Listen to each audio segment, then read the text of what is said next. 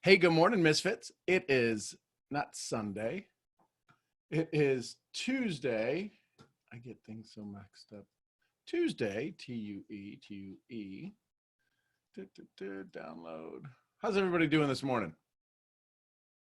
Anybody have any ahas, awarenesses, or awakenings that has surprised them?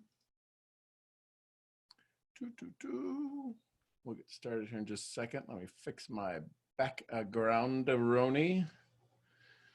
Add an image over here, drop that over there. Says the right date now. And there we go. Yes. So, let's see what, I didn't get to read devotional this morning. How's everybody doing? Let's see who all we got here. We got anybody new to the call. If you're new to the call, drop an N in the chat. Let us welcome you some happiness, some joy, some appreciation.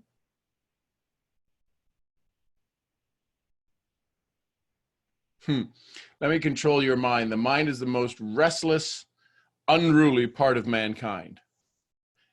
Hey, Vanessa, great to have you here. Jordan, great to have you here. Welcome, welcome, welcome. Y'all drop some hearts in there for these amazing folks.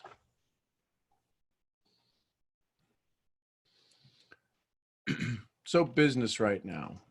What's happening in business? What's happening with conversations? What are some things that are being talked about?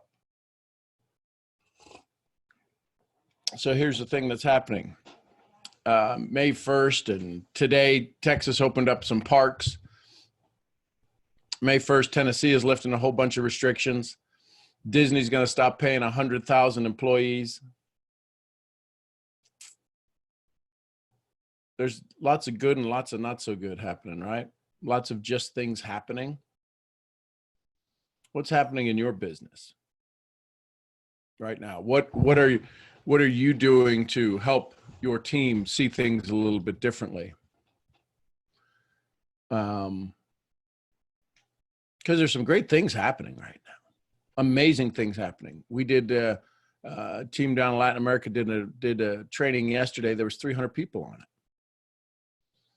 We hadn't had that before. So there's good happening in different places. There's things people are complaining about. There's people protesting now that they want their life back. Listen, I don't watch the news. That's just on, I don't even know where I got that from. It's probably on video feeds from Facebook, some social media. But people are protesting without masks on, saying they want their freedom back and not 6 feet apart. So what can you do to help your community have their alternate income, alternate conversation? See, what happens is when people start to protest, when people are doing things that are to get control back, sometimes they lose their ability to think properly, right? They lose their prefrontal cortex region of their brain and their amygdala gets fired up. The protests that you're going to see happen, there's probably going to be more, but these protests are herd mentality. There's probably some good points. There's probably some important things that are happening there. But the challenge is that they've lost their ability to present them in such a way that makes sense. So this mentality, at least there's an explanation when it's the herd mentality. What happens when somebody's sitting down across the table from you and you're having a conversation with them and you want to discuss with them some opportunities about building their business, about creating some success, about changing some things that they do to have different results? The question becomes, how are they part of a herd mentality? And they're part of a herd mentality because it's the old story that runs in their head. Right? How many of you exist in your head? What? How many of you exist in your mind? There's the 5-year-old you, there's the 30-year-old you, there's the 20-year-old you, there's the scared you, the happy you, the smart you, the inquisitive you, the journaling you, the non-journaling you, right? All these stories that exist, all these traits that we pick up, all these experiences that we live through.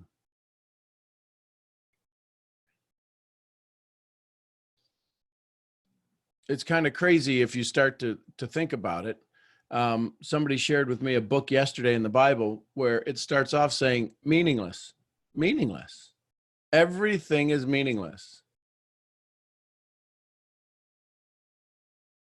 Now, why would you think, what would you think is the criteria for somebody to be able to say that everything is meaningless? Do you think they would have vast knowledge of the universe, or they would have limited knowledge?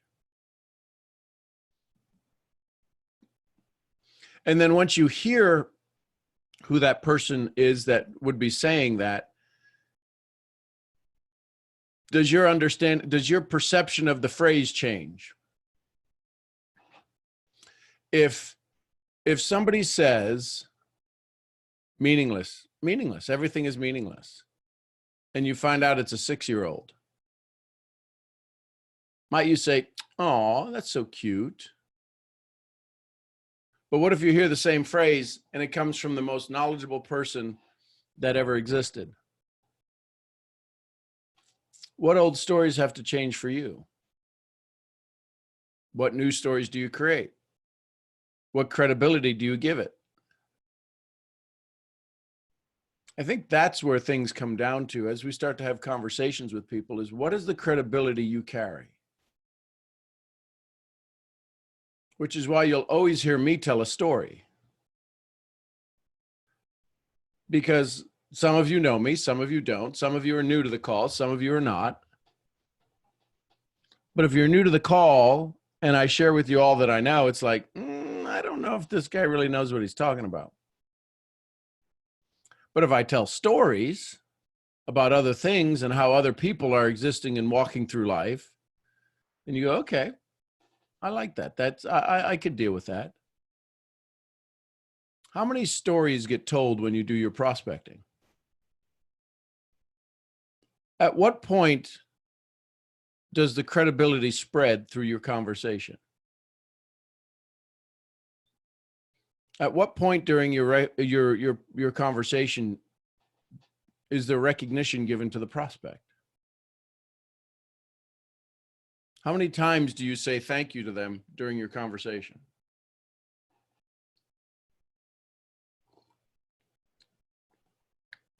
Now that gets all kind of squirrely. What? How many times do you say thank you? Are you grateful for them showing up today to have a dialogue with you?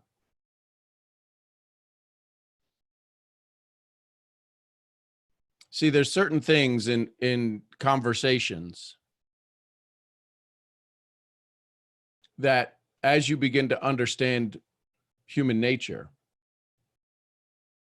right? There's the forced yes. There's the forced response. There's the idea that how do you absolutely get them into a state of mind,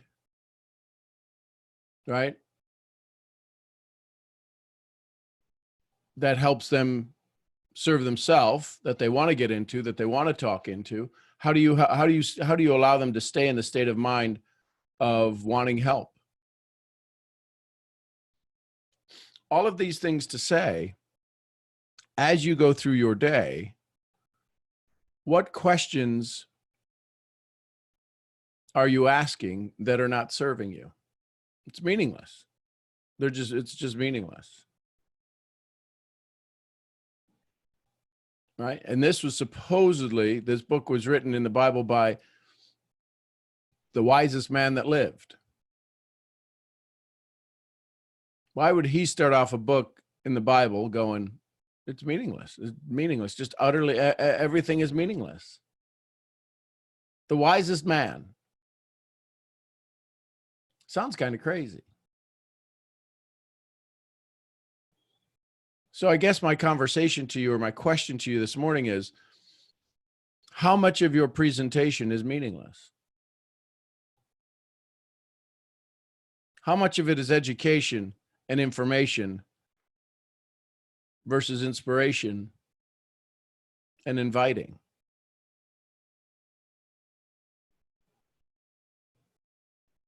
What is your responsibility? What is your job title as it relates to your business?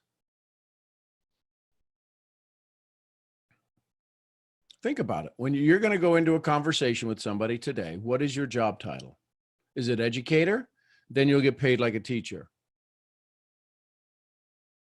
If your job is to educate them about your business, you'll get a check like a teacher gets a check. It won't be very big. Should be bigger, I agree. Should be bigger with all the information that you give them.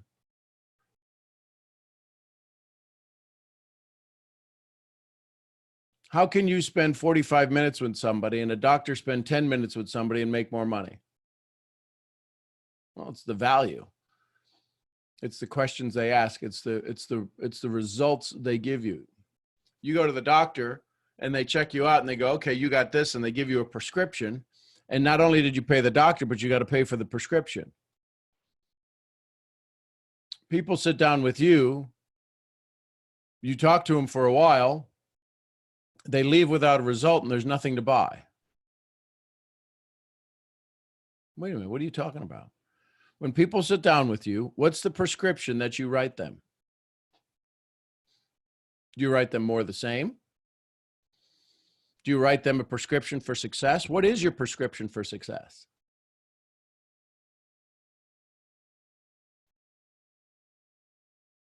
Right? If you're a skin specialist, if you're say you were an acne specialist dealing with facial blemishes, I bet there's a handful of drugs you recommend normally. If you're an ear, nose, and throat doctor and somebody comes to you with a sore throat, I bet there's a handful of drugs that you typically would refer people to.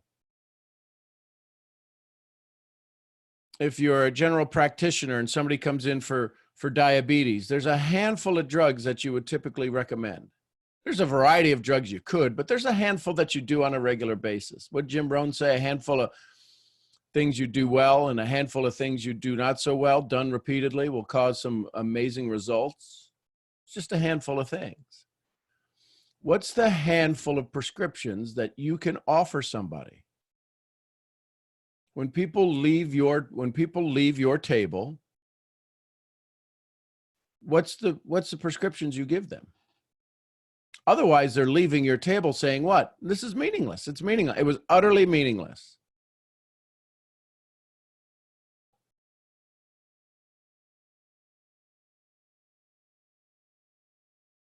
Finding your way in this world to tell your story is key. Hippocrates said, I realized that no matter the disease, there's 4 kinds of people that can get any disease. So he divided the world into 4 basic groups. That's why every personality test, every caliper test, there's usually 4, right? DISC, D-I-S-C, the birds, or the animals, or you're a shrimp, or you're a whale, or you're something, right? Your dogs, your whatever. It's usually into 4 different categories. That's because Hippocrates figured that out thousands of years ago. This isn't new. There's not a new personality test that exists out there. So the challenge is, do you know the 4 personalities, the other 3 personalities that you're going to come across? Because if you're somebody that likes to help people and you come across somebody that likes to get stuff done, if your dialogue doesn't change, there's no way you can communicate. So people walk away from you and you go, I don't know why they didn't get it. This would be so good for them. And they walk away going, that was a waste of my time. That was meaningless, utterly meaningless. Nice person, but I don't know that we'd ever do business together.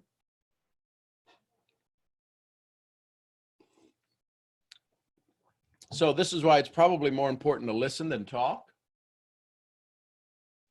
And if you listen, you can hear what kind of personality they are. If I were to ask you to describe a day at the beach, I could tell what type of personality you are.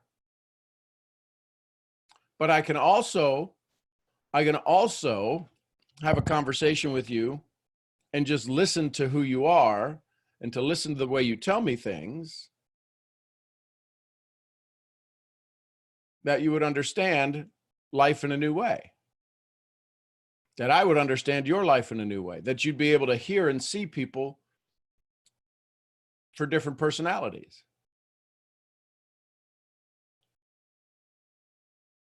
Because you've got a 1 in 4 chance that you're going to find somebody who's like you. So 75% of your audience is never going to connect with you because they never feel connected to. It's meaningless. Everything is utterly meaningless. 3/4 of the world you're walking around with doesn't make sense to you, drives you nuts. You call them stupid. You call them amazing. The people you call amazing, I bet, are more like you than you think. Is anybody really stupid? Is anybody really amazing?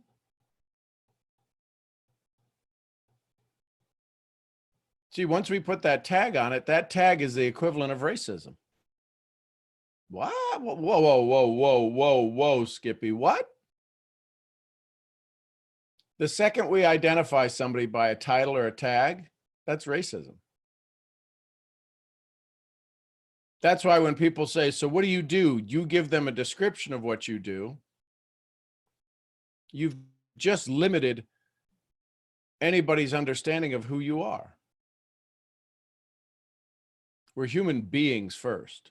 Then we're all this other stuff: race, creed, color, age, height, beauty, size, weight.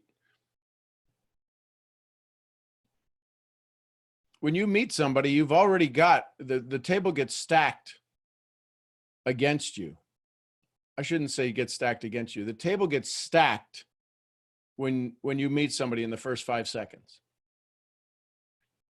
In the first 5 seconds, you have a conversation with somebody, you instantly decide in the first 5 seconds 105 things about somebody. 105 things. Why do you think we all show our what's that place where you used to go and get your photos done? And we kind of make fun of them. What's the name? Glamour shots. Yes, glamour shot. That's why we all have our glamour shots on our posts. And then when people see us, they're like, oh, really? That's you? Wow. I like that you're humble. Yeah, glamo. These glamour shots. Now, there's shots that you do that you just be having a good time. That's not a glamour shot. But these glamour shots that, like when your picture shows up and somebody finally has a conversation with you and they're like, okay.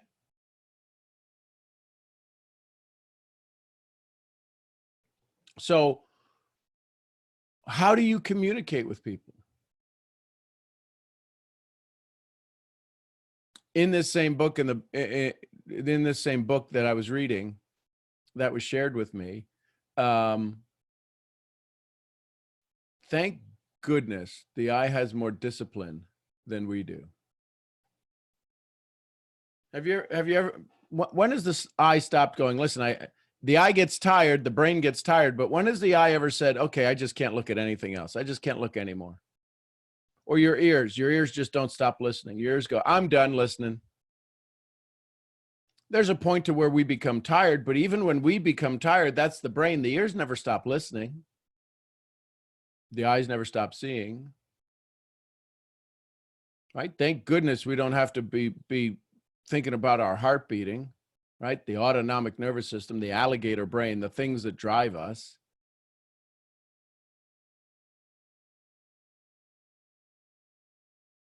When you have conversations with people, do you know who you're speaking with?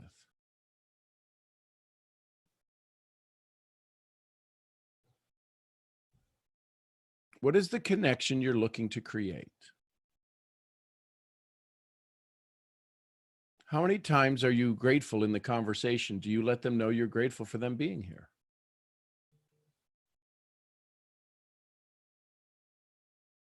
Speaking of which, go ahead and send out your 3 messages this morning.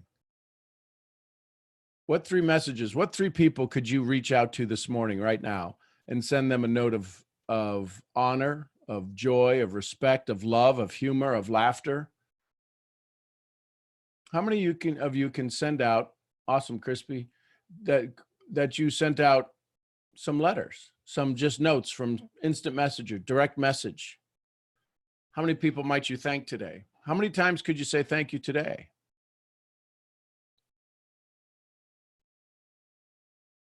I would ask you to do this and type a D in the chat. There's 94 people on here. You know how many people will do it? Pareto's principle. 20%. Yeah, well, that's kind of crazy. I'm just here for the information. Okay. How many of you have ever read Napoleon Hill's Think and Grow Rich? It says, no fewer than 100 times has the secret to success been revealed on these pages. The moment you read it and stop and turn down a page, I mean, turn down a drink, because your life will never be the same. Listen, there's a gentleman who teaches this business for 50 years, 52 years now. Larry Thompson. He talks, and they call it the Thompson rule, the 80, 15, and 5. The 80 percenters are going to be the 80 percenters. Those are the ones that go to the gym. I know that was me. I'd buy a gym membership and it would cost me probably $600 every time I visited the gym, because that's how many months I paid without going. So when I'd go, I'd use every piece of equipment and then not be able to move for a month, right? The idea of the 80 percenters doing what they want to do, they're just going to do what they do. Then there's the 15 percenters, and the 15 percenters are the one that kind of do the activity. They'll do the results. They'll break some ranks. And then there's the 5 percenters.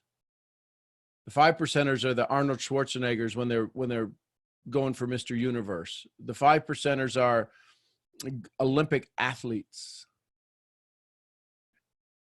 Some of you are a 5 percenter in your business right now. You're doing the activity, you're doing the efforts, you're doing the push-ups, you're doing all of the things necessary in your business, and your business is beginning to grow. It's moving forward. But here's the challenge.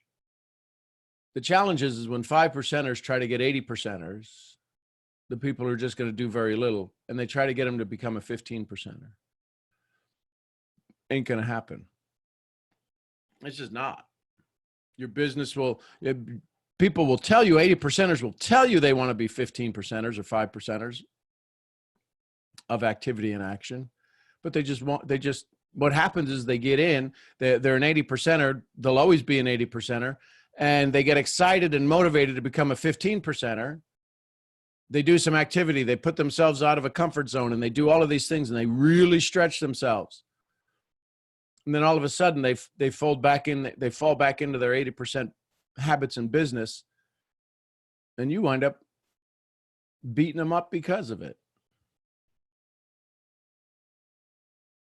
Let them be 80 percenters. My check is pretty big because of 80 percenters. Because we love them where they're at, doing what they do. They come to the calls. They get their monthly subscription. They show up. They talk to a few people every now and then. They talk about how good life is. They talk about how good the community is. And they're happy, and they'll come back next month and they'll do the same thing, and they'll come back next month and they'll do the same thing, because they're getting recognition for being the best that they could be where they're at. How many of you are pushing your team to do things that they eventually say, this is meaningless. This isn't what I signed up for. I can't do that. I can't do presentations. I'm not going to do calls. Right now, you're going to have conversations with people in the world who are going to lie to you. They'll just flat out lie to you. I'm a 5%er. You can enroll me. Listen, you don't need to enroll anybody else. You can enroll me right now where I'm at. I got to get this done. I've got to go do this. I got to get this done. I need the business. I need the money. I need everything. Just tell me what to do and get out of my way. And you're like, oh, snap. Yeah, baby. And then they wind up doing nothing because they're an 80%er. You think a presentation with you is going to rewire somebody's brain, rewire somebody's habit, rewire somebody's makeup in a 45-minute presentation? Well, if you had a gun to their head and it was highly emotional, yeah, you might change something on them. I did it on our call the other day. I had a conversation with everybody. I told you how you could sponsor 100 people, but you could sponsor 50 people easily between now and Friday. And I told you how to do that in 90 seconds. And every one of you agreed you could sponsor 50 people in the next 4 days from a 90-second conversation with me. It was highly emotional. But in 90 seconds, I can get anybody to sponsor 50 people. That's not the issue. It's how do I get you to do it and believe that you can do it, that you're doing it for the right reasons, that you're doing it for your reasons, that you'll do it when I'm not there, that I don't have to put your life in jeopardy. Most of the big leaders that you know, that I've known over the years, over the last 22 years in this profession, most of them got sponsored in a month that most people don't sponsor people. Most of them were at the end of their rope and it didn't matter what day it was on the calendar. And most of them found a handful of other people that needed what they needed. Birds of a feather flock together, right? You look at some of the biggest leaders out there. A lot of them were sponsored the end of December, right? They're living with their parents or somewhere. They're living somewhere that isn't their own. They've got kids. There's no Christmas presents. And they finally said, enough is enough. They had a highly emotional decision that had been working on them. And then they decided to make some difference, make some changes. It's called the day you've had enough. It's the day you say, this is all meaningless, absolutely meaningless, not worth it, and I'm going to change it, and there's nobody going to stop me. Sometimes the challenge is, they don't even know the gyms are closed. You're right, RC.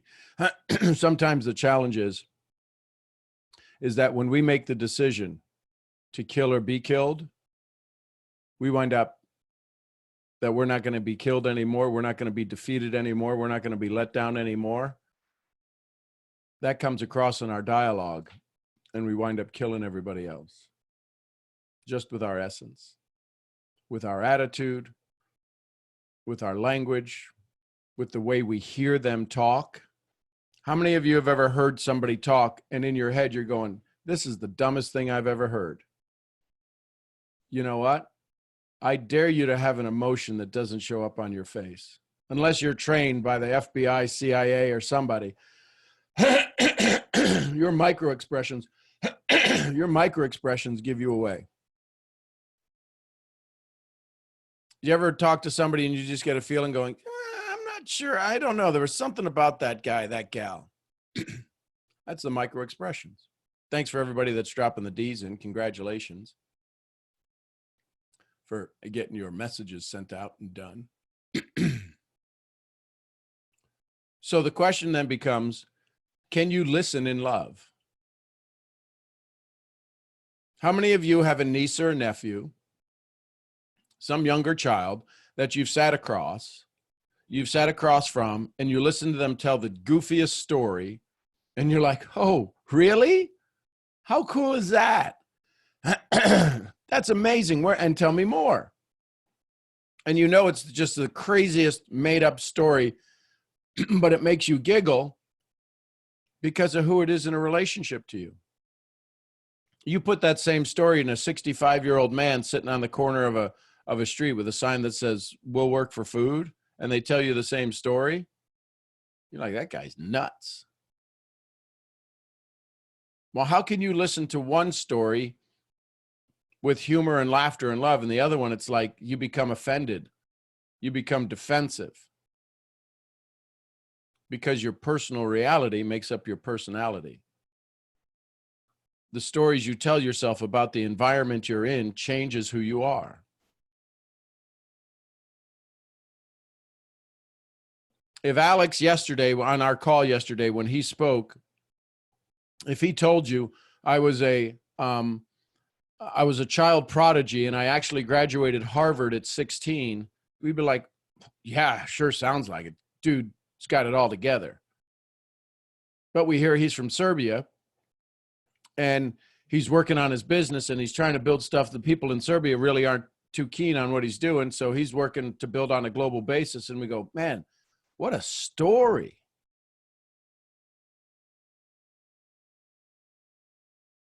We hear somebody who speaks and talks about being molested from the age of 4 to the age of 14, twice a day by father and stepfather.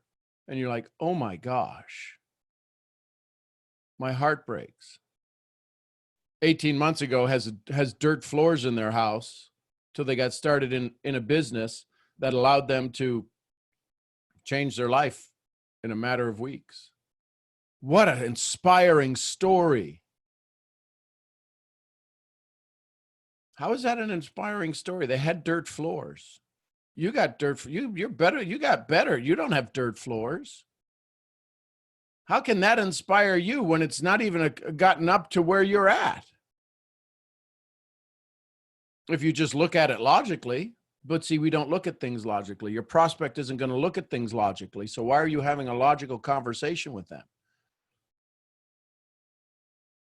What's that phrase? You don't argue with an idiot. They'll bring you down to their level and beat you with their experience.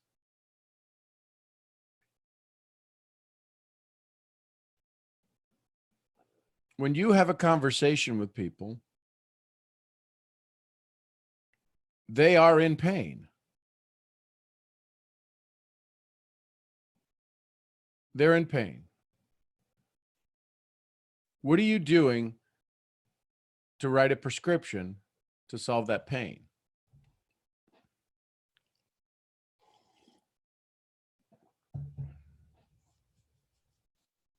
And the pain doesn't always have to be heartbroken. Could just be connection. There's people I connect with on a regular basis. I've never done business with, but we connect at a level that they don't, let me put it this way. The connection we have is unlike any other connection that we have. I'm unique for them. They're unique for me, and they can't find that connection anyplace else. Can you be so valuable to the person you're about to have a conversation with that they can't find the connection that they created with you any place else? How many of you grew up and you might be married now, you might be in a relationship now? How many of you have had a previous relationship? It either served you or didn't serve you. You either outgrew it or didn't outgrow it. The point is that we all have relationships that come and go. Have you asked why they go? Have you asked why they showed up? What changed? If that story is true, and I believe it is, you are the average of the 5 people you hang around. Who are you hanging around?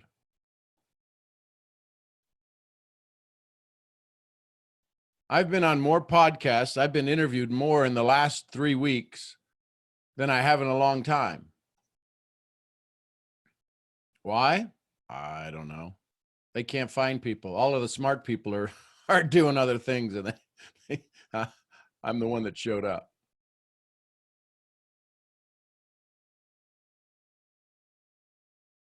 I think it's different what I have to share. I think it's different what you have to share. I think what you have to share is extraordinarily valuable, especially now. There's a war coming. And the war is about how people were not being taken care of. As safe as they are and as healthy as they got to be and all of this stuff, somebody's going to find, because they lost control, and the inmates are now going to be running the prison.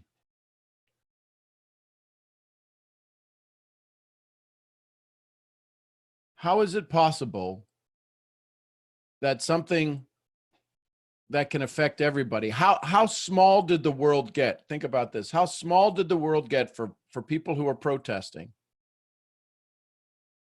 who wound up banding together, and you've got 1,000 people. I don't know how many people were in these protests, but you got 1,000 people in the protest saying, we want our jobs back. How small did the world get when all of a sudden these people were saying, we don't care about the virus, we need to work? A global pandemic got reduced down to a family on 5th Street at 123 Anywhere Street saying, I'm going to get out, I'm going to march, I'm going to make a sign, I want to get back to work, regardless of the consequences. Boy, that sounds a lot like network marketing to me. What? How many people show up to a presentation, say they want change, and then aren't willing to change? These people showed up to a presentation, they were doing the presenting and saying, this is what we believe is right, when everybody else around them said, you're nuts. Listen, if it hasn't affected me, I'm probably going to be okay. Jim Rohn, until. It's meaningless. It's all meaningless. Everything is meaningless.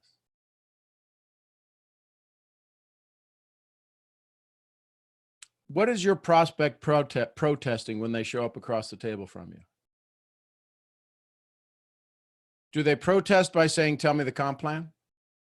Do they protest by say, hey, listen, tell me what you've done? Do they protest saying, how much success have you had? How much money do you make? It's one of those things. Those are all protests. It's a one-person protest, and they're not carrying a sign that says, how much money did you make? How much money did you make? It's the same thing. It's a protest. It's, you got to answer me without me having to tell you anything. How do you deal with protesters? Can you sit and listen to them? I'm curious, has the objections that you've had, the objections that you have right now in the last week in your business, have they changed?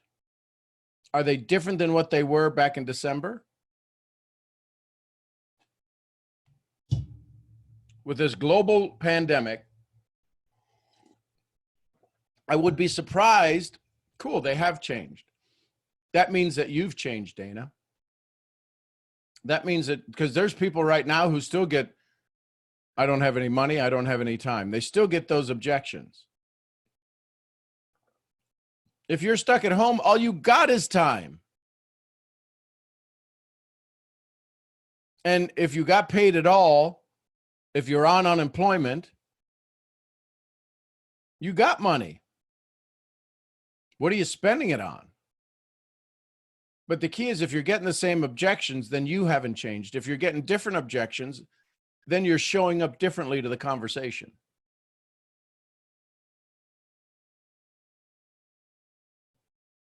What's the big objections that you're getting now? I got 102 people on here. I'd be curious to see who's got an objection in the last week and what it was. Because I can probably show you So Mia, great question. That's the common one. I don't have any money. Unemployed. Boy, that seems like a simple one to fix.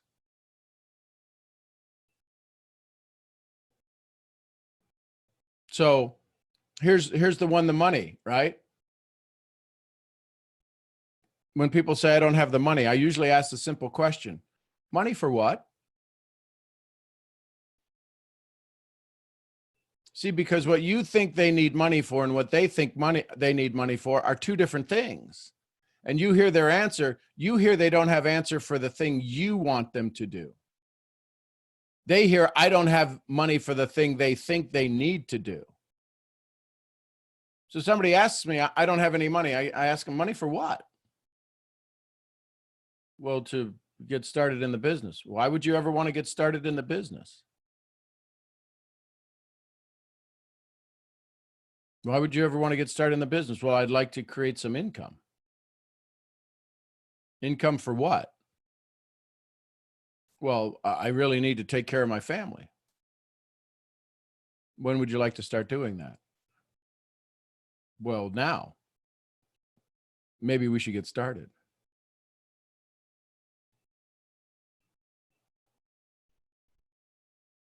Yeah, you're in another business. Yeah.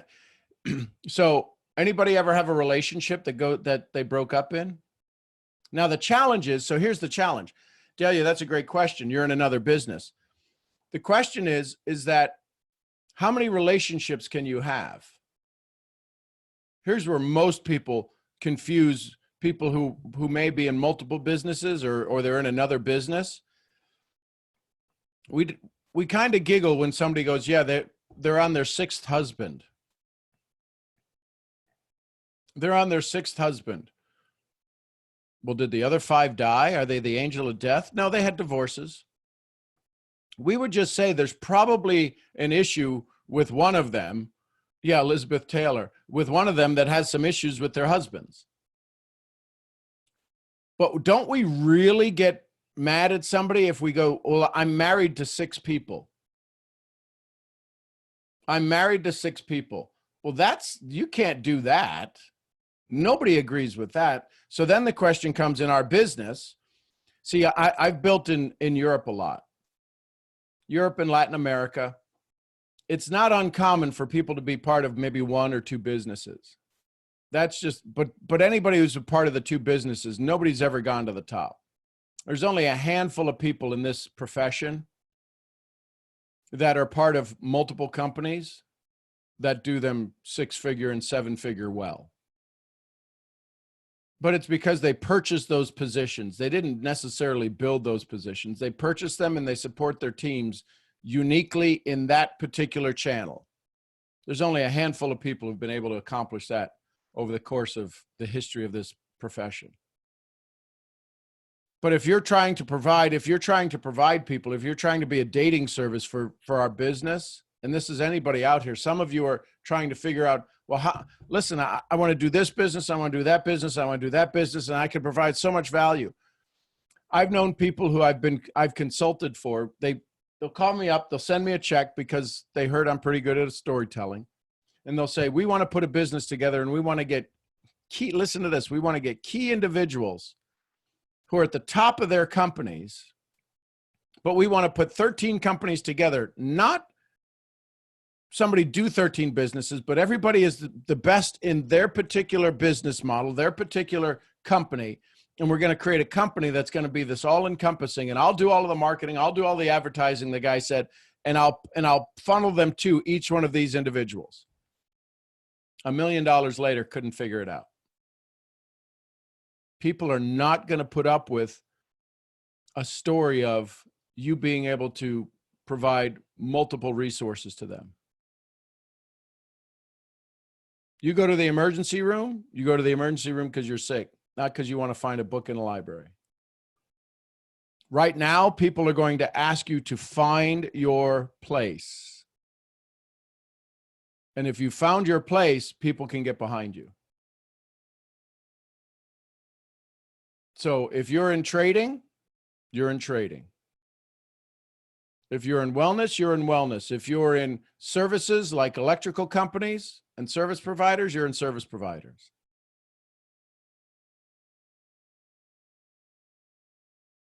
I have multiple companies, traditional and non-traditional, but the businesses I'm in, those are the only businesses I'm in.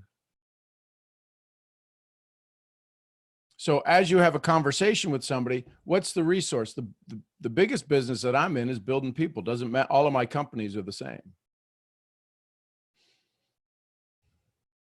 So I don't have money. I don't have time. What are some of the other objections that you have? Time is the same thing. Time is the same thing. Don't have time. Time for, oh, it's a scam. Define a scam for me. That's what I mean, when these things come up, we have a tendency to be reactive versus proactive. I can get on the next call. Awesome. You know what? Some of our biggest income earners said the same thing. But you know what made them the biggest income earner? Is they got on this call. I don't know what the next call is going to be about. I don't know what the next opportunity that's going to come along your way. It sounds to me like people have misused your time in the past. Because let me ask you this. If you're going to get on the next call, I completely understand that. But what's your next paycheck going to look like? Is it going to be more, the same, or less than before? Listen, I'd love for you to get on the call this time, but the choice is always up to you. But what's your next paycheck going to look like? It's going to be more of the same or more of what you want?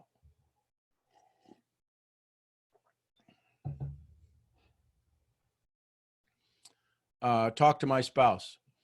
You know what? I love when people talk to your spouse. So listen carefully. If you ever have to deal with the alternate authority, Diane, I might say something like this. Let me see. Where can I find Diane? Where is she at? Oh, there she is. So Diane, what I would say to them is, hey, Diane, listen, you got to talk to your spouse. I love that you want to include them. I love that you want to include them. Would it be fair to say that if they were sitting here right now, you would know how to have this conversation with them better than I would? Would that be fair to say? And you'd go, uh-huh. So if they were sitting here right now, how would you sell them on this idea? What would you say to them that would get them so excited that they would follow you and say yes? What do you think their answer is going to be? Geez, I don't know. So let me ask you this. I know you want to talk to your spouse, but here's the real question. Would you want your spouse to say yes to this or say no to this? I'd want them to say yes. Awesome. What would they say yes to?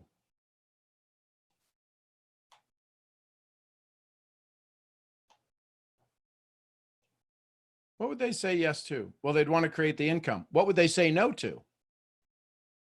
This, and this. So let me ask you this. If you got into that conversation with them, do you think you could guide them down the path so that you get a yes response, or do you think it's just going to be a no response? Probably it'd be a no response. So do you really want them to say yes? Yep. Could we do this together? Not tag team and beat them up, but could we do this together? Could we have an open dialogue? Could you say, this is really something I really want to take a look at. It's something I think that could really help the family. Could you sit down and have a 20-minute conversation with Sean and see if it makes as much sense to you as it did to me, and ask all your tough questions? Because a lot of times, the person that's got to be talked to is really the one in charge.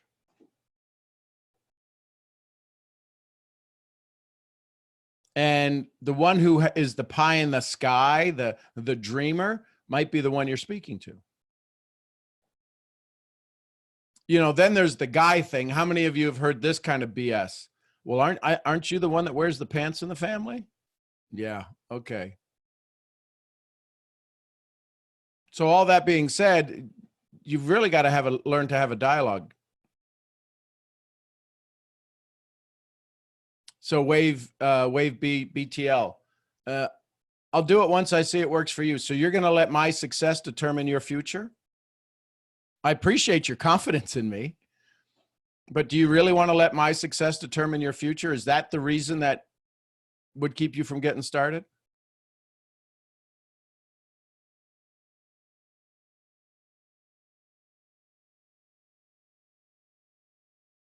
Again, if you understand where these questions come from, if you understand the source of what it is, it's to take you off your game. And you're having monologues instead of a dialogue.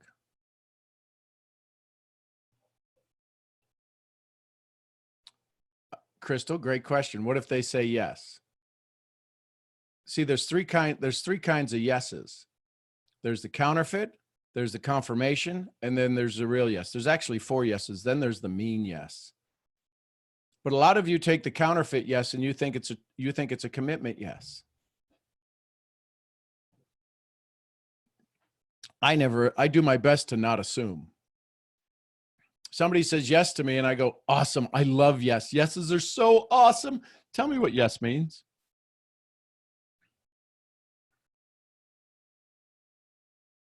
Yeah, I'll be at the meeting. Awesome. Tell me what that means. You'll be at the meeting. I'll be at the meeting. So let me get this. Let me see if I understand this.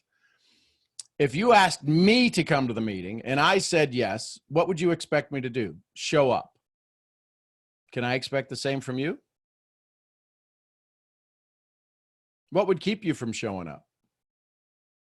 And a tragedy. So if you don't happen to show up on Thursday for the call, is it okay if I call you Friday and find out what happened?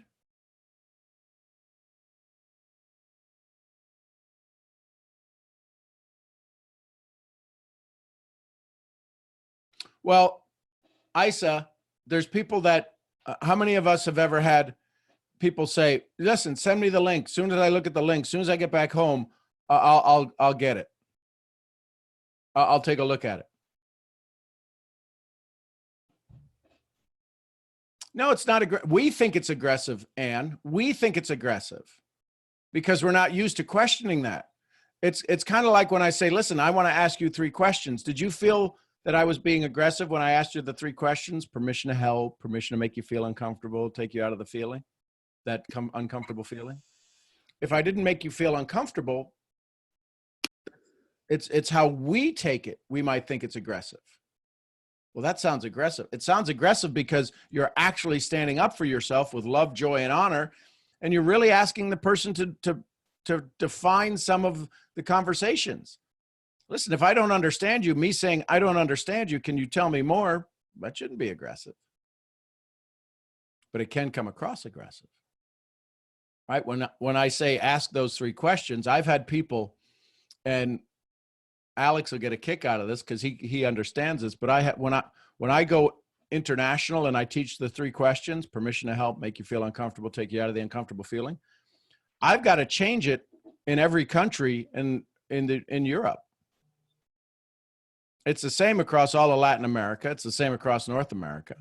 But when I go into Europe, and I've even got to pick up on cultures. So if Slovenians are talking to Italians, and especially in the northeast and the northwest parts of Italy, northwest parts of Slovenia, asking those questions culturally could get you shot. Right? Talking to people in Slovenia, in parts of former Yugoslavia, right? Depending upon age now, right?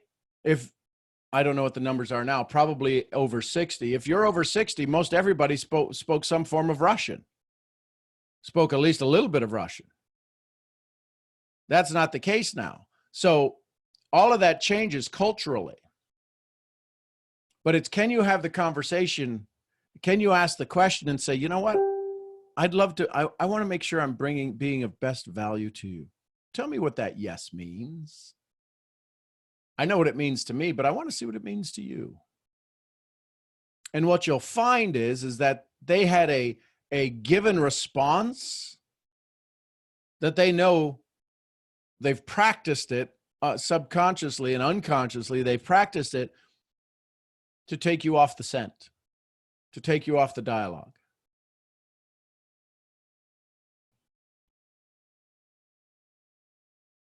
So I hope that helps. Does that help, Ann?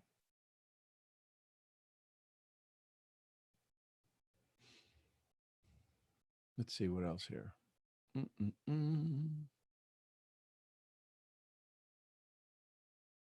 Glad that's helping, Erica. I get accused of wearing the pants of being the girl. Yeah. I'm just seeing any other objections.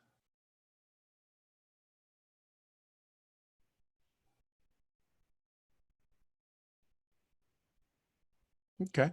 And again, if you have objections, I can give you some. It's a scam, Angie. It's a scam. I think. Did we talk? Maybe not. So it's a scam. Do you think today, with today's business models, and so the first question is that how old is your company? If your company is more than 2 years old, chances are it's made it through some hiccups. But it's a scam. Would you say a scam is something that takes people's time, money, and energy and doesn't give them the full return? Now, you can be as aggressive with these answers as you want or minimally, but when somebody says it's a scam, that's a pretty aggressive statement. So a scam is somebody that takes your time or money and doesn't reward you equally, right? Would you say you're being underpaid at your work? So by that same definition, might your work not be a scam? I'm not saying it is, just like I hope you're not saying my business is. But when we were undervalued as a human being, that's a scam, isn't it?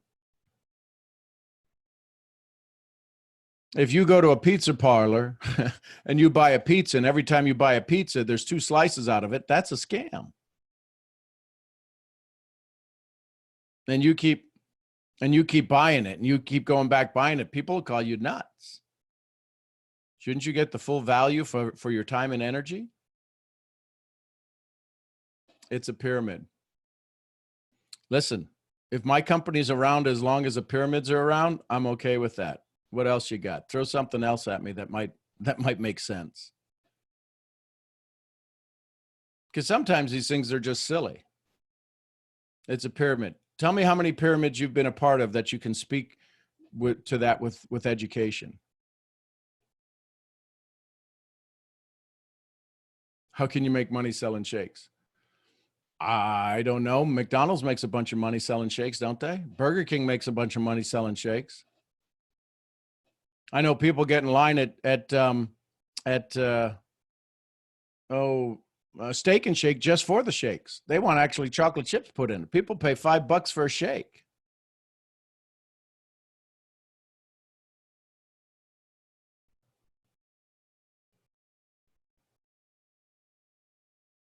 I don't think I have enough aptitude for this. Well, you're dealing with an educated soul if they put the word aptitude in their sentence.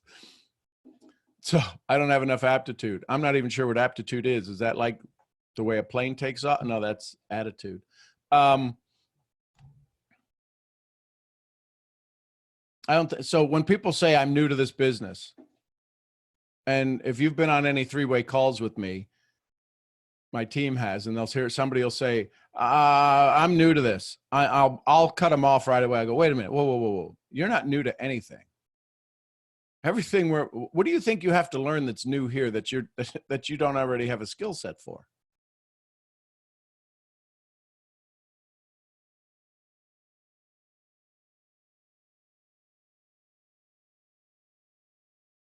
Sometimes people tell the story, I'm new to this, so that they have an excuse when they fail.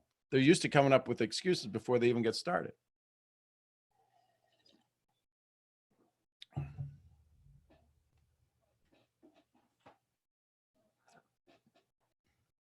Well, thanks, Erica. Yeah, well, it's got to be simple. I'm a farm boy from Ohio with a 0.9 grade point average. It's all about just helping you deal with the story. Any other objections? or any questions about our profession. I don't like to recruit. Why would you recruit anybody? Do you have any friends? How'd you recruit them?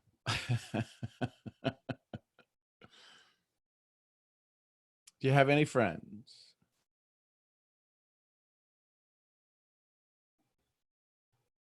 I don't like to recruit. What would you recruit? What do you have to recruit them for? Are we starting an army?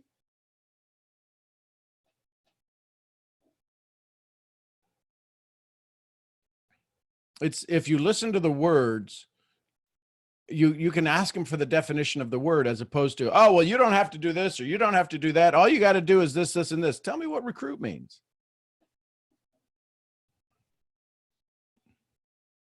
I'm too busy. Doing what? Maybe I should be doing what you're doing, Haley. You're too, I know this is the objection. Tell me what you're too busy doing. What's the return you're getting on your busyness?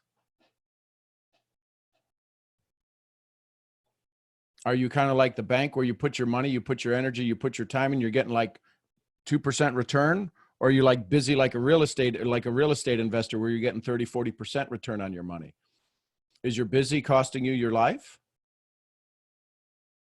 Is your busy costing you your future?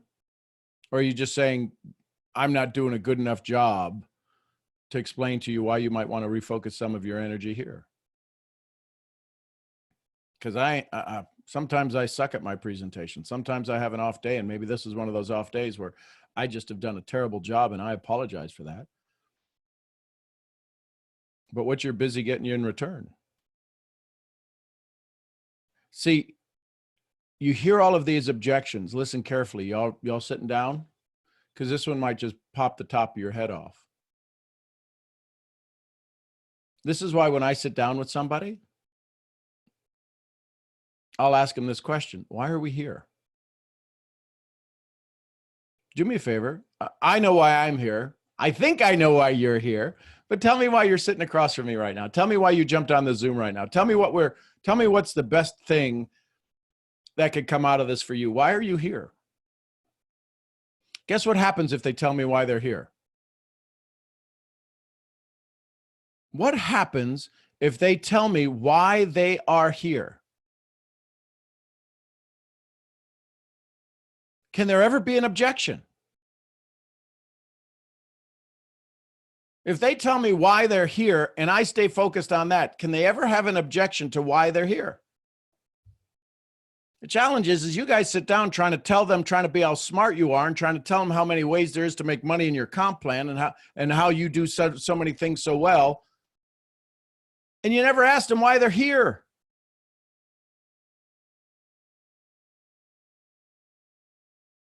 If you found out why they're here and you stayed focused on that task, that target, that dialogue, that conversation, wouldn't everything go from being this is meaningless to this has meaning?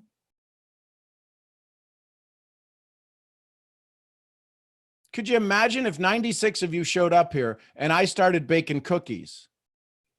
The conversation that would come back to the person that invited you, the person that told you to be here, would be like, oh, wait a minute. I thought we were learning about business. What the hell are we doing baking cookies?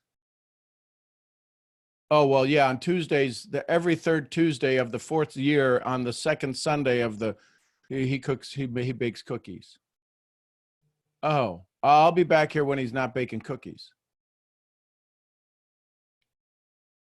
Why do you guys sit down assuming you know why they're here?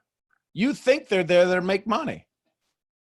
Ladies, tell me if this is true. How many times have you sat down with a guy, got on a Zoom, had a conference call, and you thought they were there to learn about your business and they were there to try to get your digits? Am I allowed to say that? Does that like date me back to the 1960s? They were there trying to pick you up. And you got this icky feeling when you sat down, you go, hi, listen, hey, so I'm glad we're here. Yo, baby, what's on? What's going down, sweet cheeks? I don't know what you'd say. But they'd say something. Yo, smooth leg, what's going on, baby girl?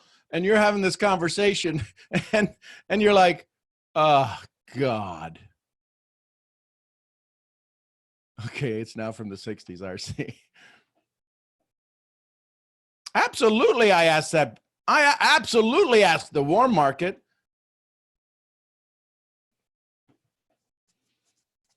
But ladies, you have to put up with this. And here's the challenge. The reason that you got to put up with this is because your sexy Instagram is like you're trying to sell lingerie versus a business opportunity. I'm not trying to beat up on you, but don't be surprised what you lay out for the flies shows up. Thanks, Joanne. It's so cute being you. Yay. Ladies, I don't know how you do it. Seriously, I don't know how you do it. Listen, I'm just good looking enough that I'm not threatening, that nobody thinks, well, listen, he's got to know he ain't got a chance, right? First and foremost. Secondly, there aren't going to be too many. My bride doesn't have to worry about too many women going after me like, I don't know, maybe a dancer that's on here. Who's like, you know, puts on a leather jacket and turns his head sideways and it's like, ah. Yeah, exactly.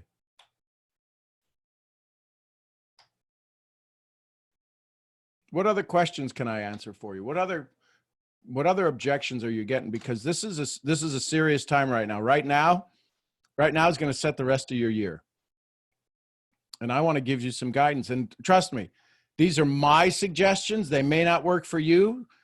Don't go back to your upline and go, you've been teaching us all wrong. They've been teaching you the best way they can teach you. So what ways do you have to be able to leverage currency exchange between countries? Why do you think every major country deals in that particular way to create some income? It's called arbitrage.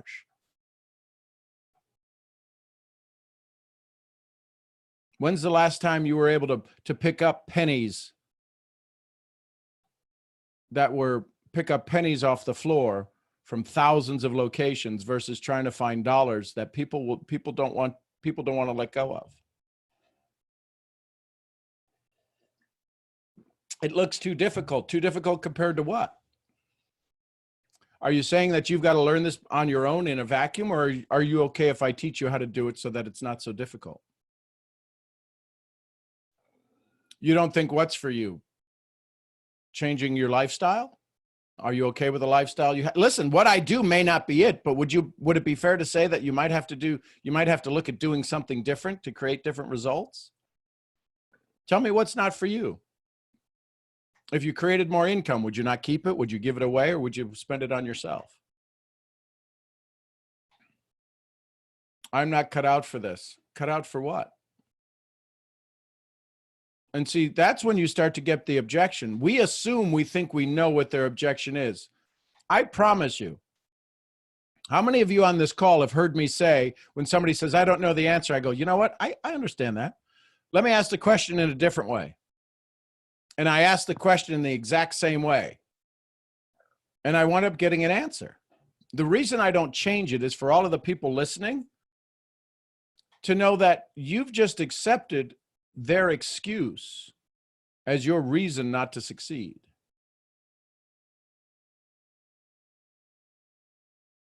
You can't tell me whether I can succeed or not.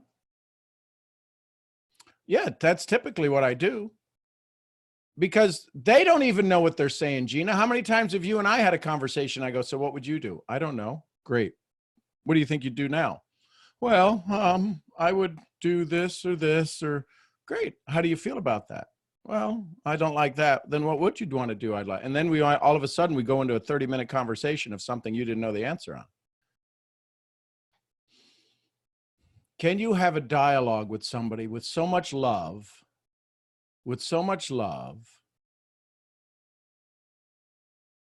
that they're okay with receiving it? You're going to have a conversation with somebody about something they dreamed somebody would come into their life and guide them on. And the second that you flare up, you trigger that amygdala, which is on high alert. The hippocampus is sitting there kind of like somebody that's just been scared 999 times, and they're afraid you're going to be the one that's going to be the 1,000th time the straw that breaks the camel's back, and it's going to just absolutely scream to the amygdala, and the amygdala is going to fire off a whole bunch of adrenaline, which shuts down the prefrontal cortex, the ability to make decisions by 25% like that. If you felt they didn't know about your business beforehand, imagine taking away 25% of their ability to make decisions because of your conversations. Because you triggered the amygdala, the fight or flight, which is constantly there. And you triggered the amygdala, and now all of a sudden they can't hear a single thing you're saying, and you keep getting a little bit more aggressive, and they keep getting a little bit more defensive, and you keep getting a little bit more aggressive, and they keep getting a little bit more defensive, and you're exchanging smiles back and forth, and you walk away and say, I don't know why they can't get it. They're an idiot. This would be so good for them. The reason they couldn't get it is because they couldn't hear it. Their amygdala had shut down their prefrontal cortex. And you think running a script by them is going to be good. They can smell script breath, which in our, oh, by the way, if you guys would like to have access to Les Brown's conversation that I did, the interview that we did, go to interviews with Sean. You'll put in your email address, and then go to your email. You'll get your password to have access to that membership site. Eddie, you don't need to change yourself. No, you don't need to change yourself. You may need to ask more questions as opposed to doing more talking, doing more listening, but you're quite capable where you're at. If you're on this call, not about me, but somebody thought enough of you to get on this call, Eddie, you're perfectly fine on this call. Yes, our product does give side effects. Tremendous side effects, health and wealth. What else can I answer for you? But if it's related to a doctor, you could always say, listen, please go back, check with your doctor. We don't recommend you take any of these things without asking your doctor. And you know what the doctor's going to say. So that's just an excuse for them to not get it. I'm speaking at a women's college. Yay, let's give Monique some love. She's going speaking today. I've never played basketball. She's speaking at a women's basketball college. Well, you may want to give RBP a call real quick. Go, Monique. You got this. Good luck. Good luck. Yes. Any other objections or conversations? Or listen, do you guys know your story? If you tell your story to somebody, can your team tell your story? If I called 3 people on your team, would they tell me the exact same story about you? Maybe a little culturalization or localization based on them. Your story needs to have a beginning, middle, and end. What happened before and what's happened since you've joined your business.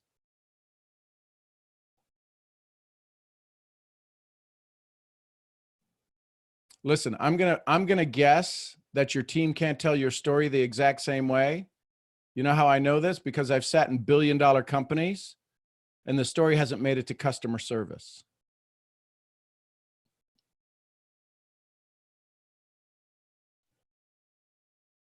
We think they can tell your story, but if I called them up right now and said, tell me about this, and I asked 3 of your people, there's a pretty good chance if I just let them talk,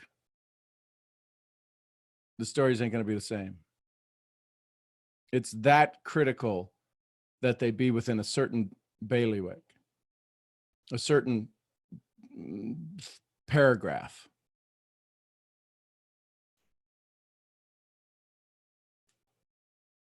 We think they can tell our story. Mine's pretty simple. Well, he's a farm boy from Ohio with a 0.9 grade point average. Works every day to be a better dad, better husband. That's my story. They don't need to know about the 3 #1 best-selling Amazon books. I've stood on stage in 40 countries, been translated into, stood on stage in 30 countries, more than 30 countries, translated into over 40 languages. Sales and trainings have helped companies generate over the last 20 years over $2 billion in sales. Nobody needs to know that. Why? Because they can't grasp it. And does your story make you relatable or unrelatable?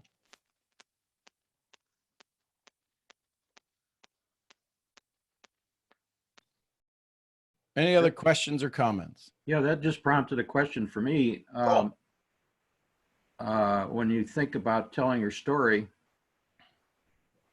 doesn't the prospect at some level suggest or say to themselves, well, that's nice, Sean, about your history, but what's in it for me? Well, the only reason my story would come out is if they asked about it. And the story is, so the question that everybody asks at the end of that, what's in it for me, or so what? They need to have an answer for that. So what's in it for them is that if the answer that we're looking for them to get is if they could do it, if this knucklehead could do it, I could do it. So that's usually what would be the answer. What's in it for me is that, well, if you could do it, I don't have to, I'm better than that. So I guess I could do this. That's what's in it for them. That's the intent behind a story, that they can relate to it, that they don't have to be a 3-time #1 Amazon bestseller, because I can't do that. This is why when you come off and you do a presentation, if you've ever done a presentation and you've had guests come up to you and say, oh my God, that was the best presentation ever. You're so good at that. If people, this is going to smack everybody right in the cheeks. If people say you're good at your presentation, it's because you're good at it and they can't see themselves being any good at it. Therefore, they can't do this business. So if you're looking for people to give you a standing ovation at the end of your presentation, your business is dead. Or dying, slowly dying. So it basically comes back to your original question, why are we here? Exactly. Because we've had conversations before, you and I, Bob. I remember our first conversation. I was driving through somewhere in East Texas, West Texas, maybe it was, down, and I got lost because my GPS wasn't working. Because when I'm on the phone, my GPS doesn't work, and I was getting lost. And I finally pulled over on a side street because I didn't want to lose this conversation. I didn't want to say, "Hey, listen, let me call you back," because it wasn't an intense conversation, but there was intense dialogue. Because it was neat having a conversation with Bob. We had never spoken before. So I sat on the side of a street. I'm glad the owners of the house didn't call me, because they're like, why is that? They kept looking out the window. Anyways, I say all of that to say, yeah, why are we here? I was there because I wanted to keep learning from this amazing soul who's been part of the Misfit community since almost like day one, and us have a dialogue together. So yeah, the question comes down to, why are we here? I guess I was done with my meetings. I don't think I had another appointment that night. So rather than continue on to my destination, I stopped and sat because I was intrigued by our dialogue. Can you have a conversation with somebody that gets them intrigued with your dialogue, that they will change their schedule? In about another 10 minutes, I'm not sure when the next call is for y'all, but all of a sudden the numbers go from 90 to 30 real quick. Because you got to be on the next call. Totally get that.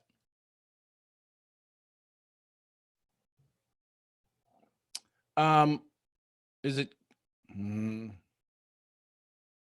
K-A-R, Karnya? Karnyas? Say your name for me. I know. Okay, Karina. I was going to say Karina. But I do so much in Latin America, every letter gets sounded. I'm like, Karina. Yeah. So good morning, Karina. Yes, how are you? Good morning. I am well. How are you? Before we get started, thank you for your beautiful smile. Of course. Thank you for your wisdom. Thank you for your beautiful hair. You're gorgeous this morning. Thanks for showing up. You're amazing, Sean. Thank you so much for everything. How can I be of best service? So I have been writing everything down, taking part of the presentations. I'm in this for the long run. I decided that this is going to be my full-time commitment as being a full-time trader. Okay. Now, my sticky situation though is I have also, before this opportunity came about, I accepted I got accepted into the physical therapy program. Okay. And out of the 600 people that applied, 85 people were chosen, and I had my mentors really like speak on my behalf. And I really like built a great rapport with like a lot of the people a part of the program. So what would you say is the best way to kind of navigate to let them know that I'm no longer interested in this opportunity because of my full-time trading commitment? Okay. So a couple of things. Mm-hmm. Thank you, guys. I get full-time trading, and the career that you had, the career that you were in, accepted into was what now? Physical therapy. So physical therapy. So you've heard of multiple streams of income, yes? Yes. And full-time trading is absolutely awesome. Mm-hmm. But let me ask you this. Do you think most people that you're going to have a conversation with, and these are just questions, most people you're going to have a conversation with, so are you looking to recruit people to bring people into your business to teach them trading as well? Or you're just going to do full-time trading and not worry about recruiting? I'm going to be focused on, I don't want to focus on the recruiting portion. It's focusing on being able to build people, right? Okay. So you're going to do two things. One, either find customers or build leaders. Yes. But you're going to be building leaders as well as trading. Exactly. So how many people would you want who are at the crossroads that you're at, who may not have your discipline, to see the enthusiasm you have for them to give up on a future income that they're working towards, to decide to go into trading and fail? Has anybody ever failed in trading?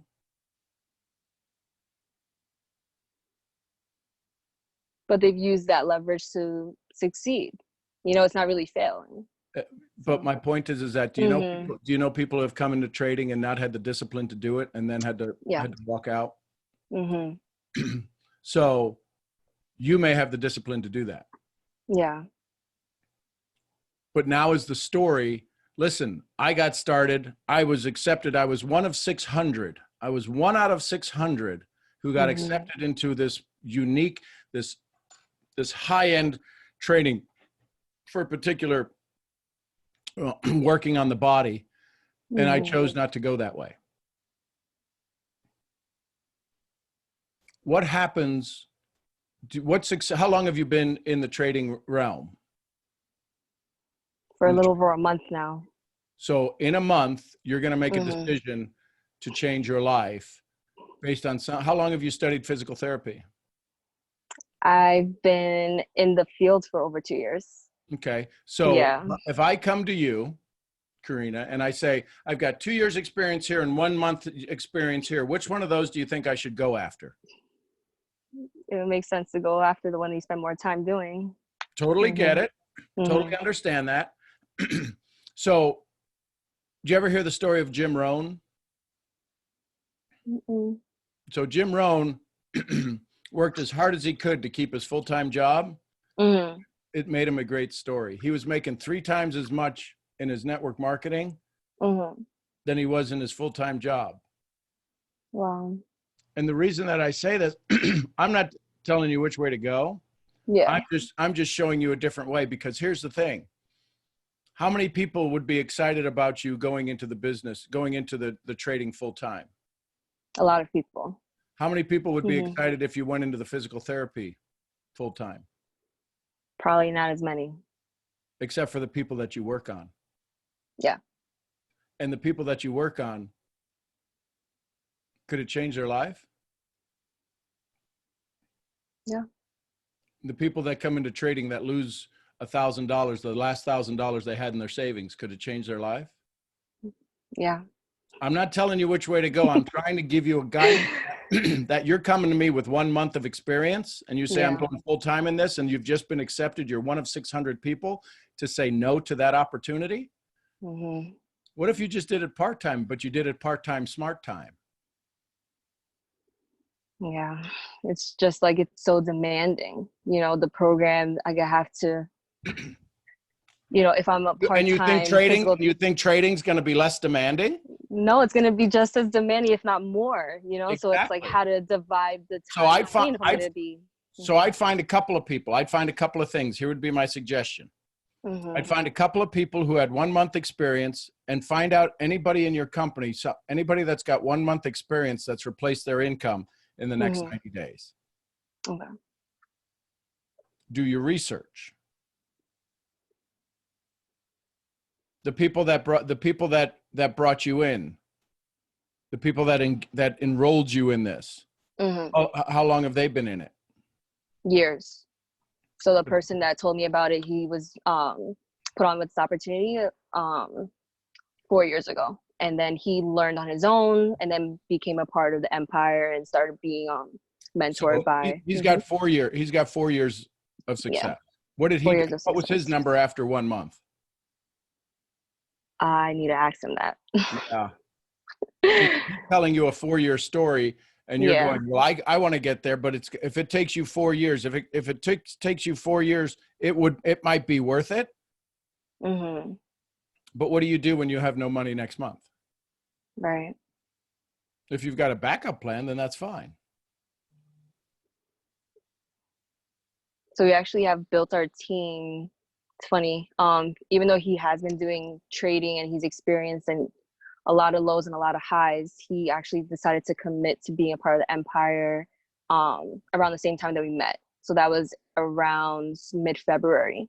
And we actually have built a team from just myself, him, and his 2 family members to 47 members now in that month span. Wait a second. In a month. So Yeah. in a month, 47 members. So if that's your level of success, 2 months of business, they haven't even gotten their credit card statement for the first month, the people that join. So they haven't seen it on their credit card bill, a 3-digit number that they're going to cancel. So if that's the criteria, then you should join me. Because in 2 months, I had over 1,000 people in my organization. Wow. In a country that I don't live in. Does that really sound like that's the criteria?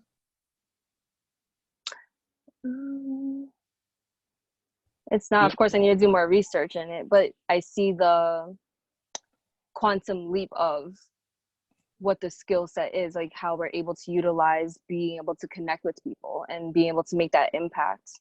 So if I rather like be a part of something that I see is really impacting people and really changing their mindsets rather than immersing myself in a program that's going to be so demanding, I'd rather not be part-time in both. Okay, so You know? real quick, I apologize for this. I didn't ask Yeah, you. it's okay. Do I have your permission to help? Yes. Do I have your permission to make you feel a little uncomfortable? Yes. Do I have your permission to take you out of that uncomfortable feeling? Yes. So here's my question for you. When do you have to make a decision for the physical therapy? By April 30th. Okay. So here's going to be my criteria for you. Between now and April 30th, can you sponsor 47 people? I believe I'm able to. Okay, but Yeah. what's your experience say that you've done that before? When have you sponsored 15 people in 10 days? I haven't actually done that in 15 days. So if I got hurt and was falling on the ground, could you help me? Could you relieve some muscle strain or muscle tension, even though you're not certified yet? Could you help me with my muscle issues? Yeah, because I have that expertise. So you've got a little more experience there than you do in this. Yeah. Do you know what talent, skill, or ability you're going to have to engage in order to make this full-time gig a go? Yes. What's that? Being able to remain out of my comfort zone. Well, that's being easy. able to talk with more people from different settings, Okay. being able to engage. None of those are going to help. No.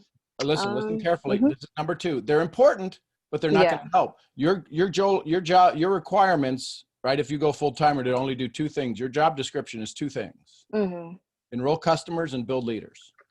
Right. That's it. That's your job description. How you do it are the tactics.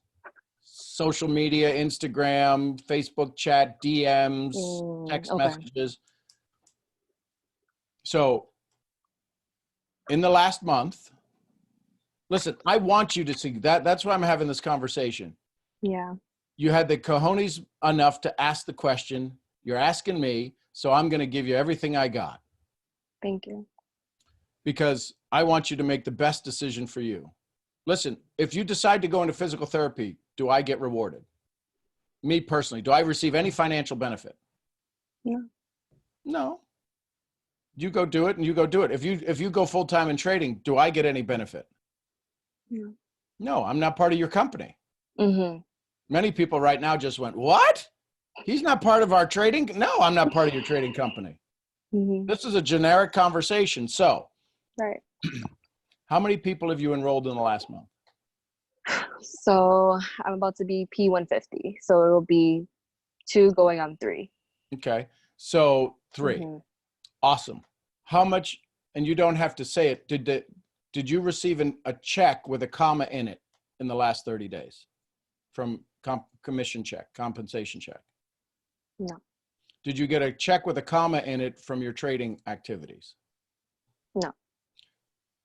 If you were your daughter and your daughter came to you with those answers, what might you suggest to her?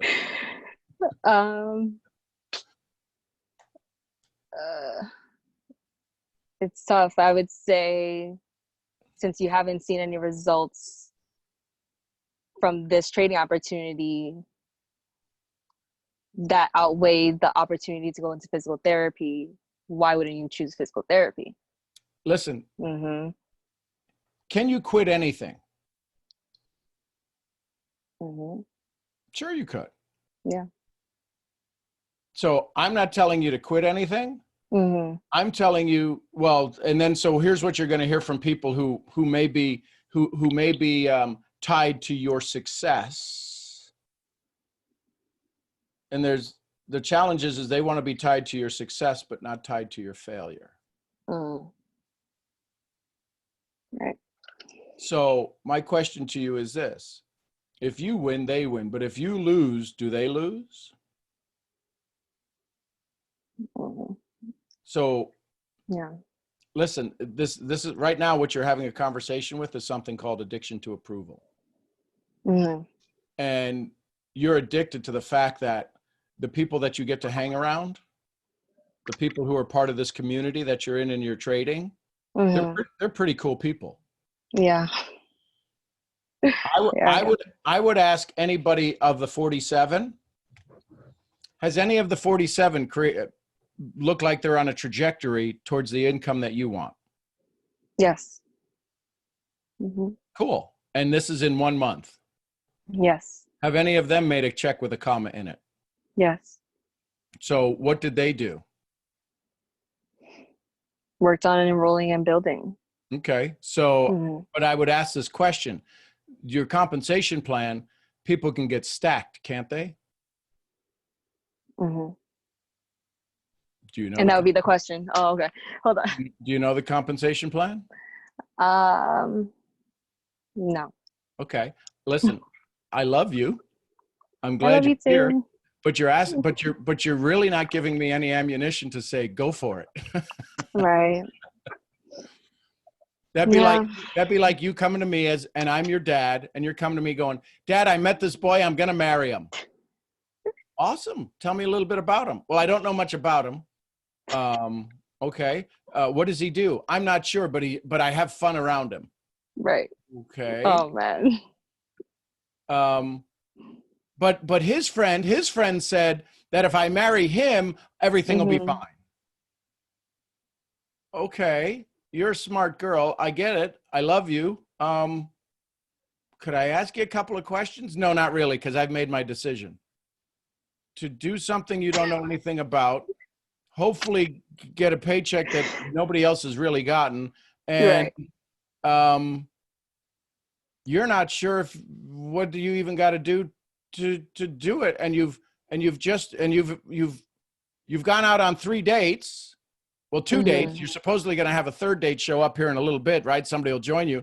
And in a month, you're going to make a decision. Listen, have people met each other and in 6 hours gotten married and had the world's greatest life? Yes. Hmm. But it's But not as often, right? that's kind of rare. And Yeah. you're probably one of those rare ones. I'm not trying to talk you out of it. Hmm. But what I am saying is that you were just, here's what I do know. Here are the facts. You're 1 out of 600. Yeah. Is it going to be a lot of work? Yes. Can you get smarter at trading? Listen, if somebody's reached this level of trading, can you do the advanced level? Do you ever take any AP classes in school? Hmm. Okay. I was always in the elementary classes, right? There's the normal class, there's the AP class, and then there's the class below the normal class. I was in the below normal class. Right. You know what it's like to study at the highest levels. Yeah. Can you study at the highest levels for the next 2 weeks and then make a decision? Are you going to see the results? Because here's what I'm going to tell you. Here's what's going to happen. Let's look. Can we try to see if we can look into the looking glass and see what's going to come down? Hmm. Trading's always going to be there. Right. Trading is probably going to get more volatile. Here's the thing about education, whether it's in trading or in physical therapy or in personal development. Once education is received, it can't be taken away. Both of these are amazing skill sets to have in your back pocket. Right. You have an opportunity to learn at the highest level, 1 out of 600. Can they ever take away the training they teach you in physical development and physical therapy?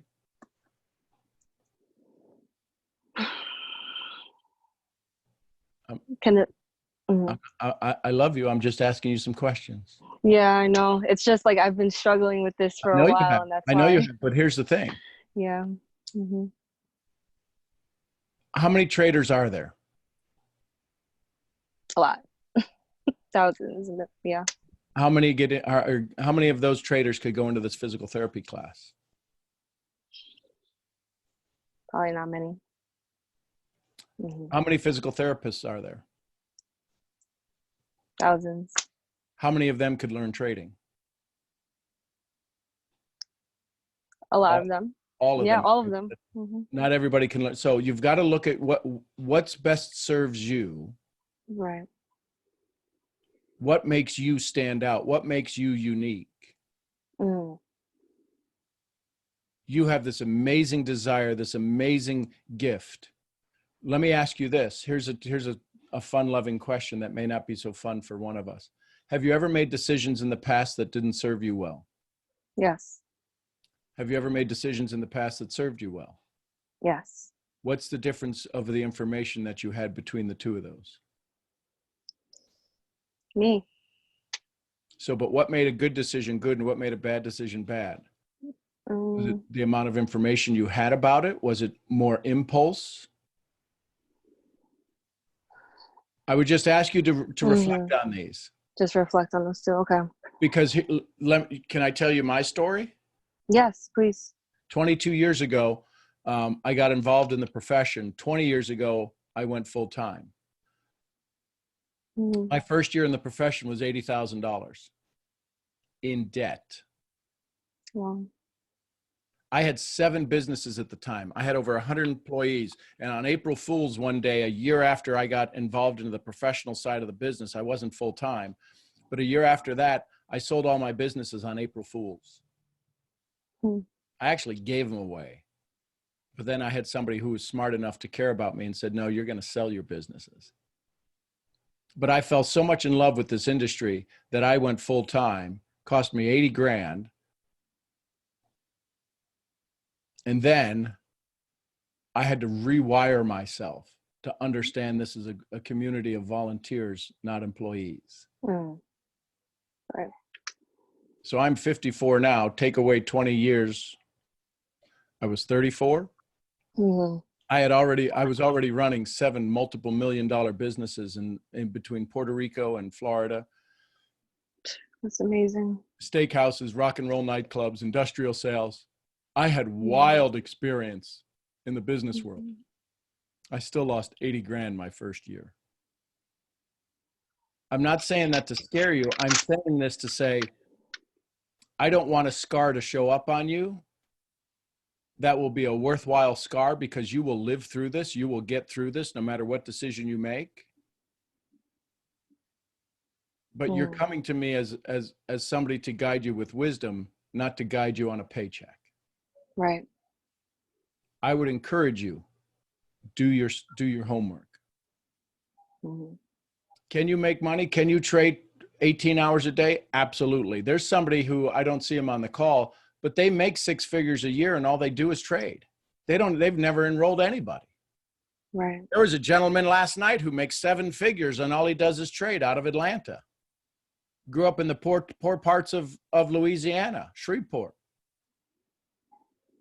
and has done very well in trading. Actually has written his own robots. Can I suggest something, Sean? Sure. Your example is an example of what a friend of mine lives by, and that is to never take opportunity over values. If you are willing to take some time and look to find out what is, in particular, what is the one value that would be your North Star that you would, if you gave up everything else, what is the one thing that you refuse to surrender, no matter what opportunities come your way? What would that value be? Is it peace? Is it communication, connection? You know, whatever it is for you. Mm-hmm. Because if you have that North Star, all kinds of opportunities will show up. They show up every day, right? Right. But if you take good counsel of that primary value, and then the values that kind of come under the list, that one North Star directs you to, you'll never go wrong. Right. Yeah, you'll get $80,000 in debt, but how many times do we hear that the people that really are really successful are those that have failed many times over? They've got lots of scars, but they persist, and ultimately they fulfill themselves. Because it's like was it Kipling in the Gunga Din said, if you can keep your head when all about you are losing theirs and blaming it on you, if you can trust yourself when all men doubt you but make allowances for their doubting too, what's your North Star? Where are you headed? It's critical that be defined as the one value that, if you could only have that one value, what would that be? What is that one that you absolutely refuse to surrender, no matter what opportunity is put in front of you? I love you too, Mia. Thank you so much, Bob. I would definitely say, just to automatically think what my value is. My value is to serve, and that's why it's an overlap, because both professions do the same. You know, you're both serving others in order to build people up, you know. So then I had to dig deeper within myself and to see like what other value really. Well, that's a great start, because now you can decide through which of those opportunities can you serve the most in the most satisfying, fulfilling way. Can I say something? Yes. I was in your place at the age of 49. I was told, do you want to make $1 million in a year? And I hung up the phone, okay? Because I thought it was a lie. 6 months down the line, I was in a network company, and I don't want to go into that story because it'll take the entire call. It was the time in my life where I had gone through a divorce of a 25-year marriage. I was looking for a solution to pay my mortgage, And I was also, my health was not the best. I Mhm. had knee implant, my ACL tendon ripped because I was overweight. And I was getting very tired in my classroom, even though it was my passion. I taught for 34 years. Wow. I went back to work after the surgery for 18 months. And I said, I don't know what I'm going to do, but I know that I can retire with the years that I have. I had a backup plan. And Mhm. it sounds crazy to my family, but even though it sounds crazy, I don't think I can endure another year in this classroom. I'd rather put my knowledge that I acquire, into the children in my family and my community. So Mhm. I created a tutoring business, which is what I think we're trying to direct you, that you already have a profession that is very needed. Right. So you don't have to give up your profession to do trading, Mhm. because a lot of people, my mentality was wrong when I joined this.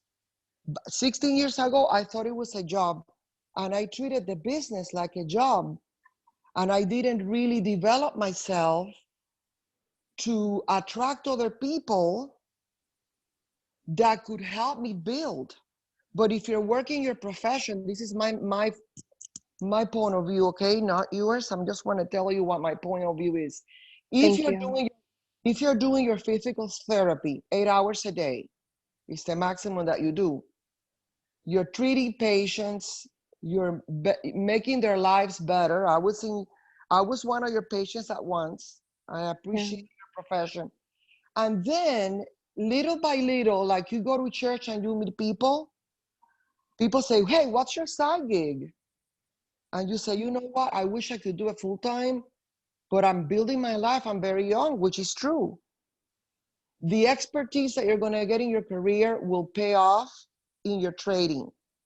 So you don't have to Okay. choose you don't have to choose one or the other. I would say go pray or meditate and say, God, guide me in the right direction, Amen. because I want to do the trading because it's so exciting. It gives you, you know what it gives you? Fuel. You and I are the same personality. You're wearing a blue shirt. I am a blue personality. I totally get it. I Mhm. marry in 3 months the second time. I marry in 10 months the first time. So I know how you think. And most of the time, we're correct in our decisions. But you don't have to deplete yourself from all the schooling that you have done and all the training that you had. You don't have to give up physical therapy because you want to do trading. You can have both. Okay. That's millionaire mentality. Mhm. Whoever is telling you to give up the other is not Mhm. doing a favor. And I did the same thing, and Bob Proctor told me, why do you have to give up teaching? Mm. I said, because I cannot do this. I cannot do this part-time. I was feeling so sorry for myself. And do you know that if I would have done that 16 years ago, who knows what I would be today? Right. I did not give myself the permission to do the business while I was teaching until 2012. I waited to do the trading when I finally retired. When I could have learned so much from Bob Proctor, I would have the resources to go to his $12,000 summits where you learn in 4 days what you will learn in 16 years. And this is fact. This is fact because I know people that have done it, and the learning that takes place when you are immersed. And it doesn't have to be that you have to be working 8 hours in networking in order to make it. It's more mind work. When you're doing your physical therapy, you can be meditating about your trading. Who am I going to talk next? And you can Mhm. create a dialogue in your head. It might be your patient. That's Right. an extra job. Please put it to meditation. Don't follow what I say, For because I sure. talk with a lot of passion and I don't want to convince you. I Yeah. I don't know. want to convince you or drive you the other way, because usually what we do is when people try to convince us, our Mhm. personality is to do exactly the opposite.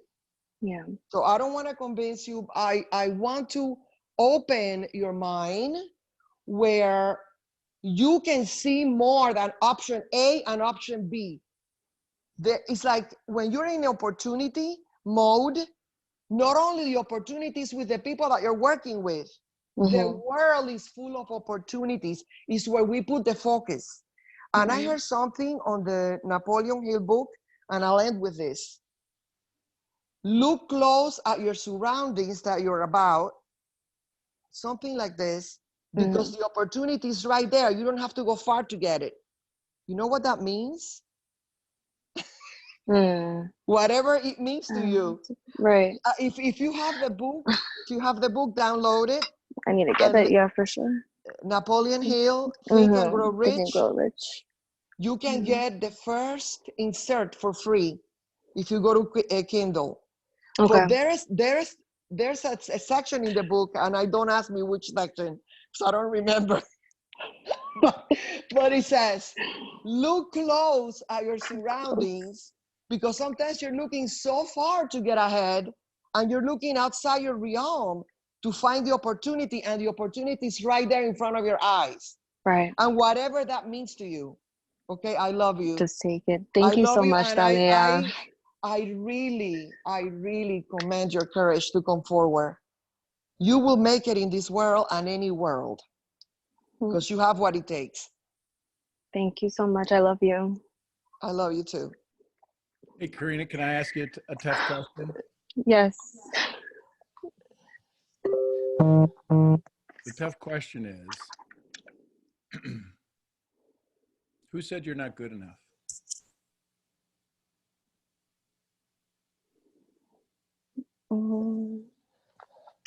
No one said I wasn't good enough, but I haven't been supported to do both. Okay. So I guess that is me hearing that I'm not good enough. Yeah. Okay. So is it more important that you get their praise or your praise? My praise. Yeah. So between, and let's not even make it between physical therapy or this. I'm going to take you back a little bit farther. Who told you when you were growing up you're not good enough? Everyone. So you're looking to make a decision to try to get somebody else's praise.